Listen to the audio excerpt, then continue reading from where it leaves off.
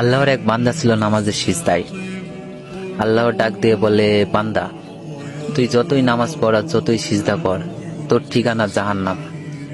এ কথা শুনে বান্দাটি বলতেছে, আলহামদুলিল্লাহ।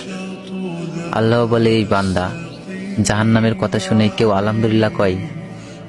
বান্দা বলে, আল্লাহ, জাহান্নামের মালিকও তুমি, জান্নাতের মালিকও তুমি।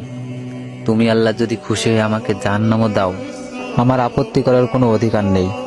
আল্লাহ বলতেছে, বান্দা, জাহান্নামে গেলে তুই পুড়ে যাবি, তোর কষ্ট হবে। বান্দা বলতেছে, আল্লাহ, কষ্ট শুধু আমার হবে না, তোমারও হবে। আল্লাহ বলে, বান্দা, তুই পুড়বি জাহান্নামে, আমার কষ্ট কেন হবে?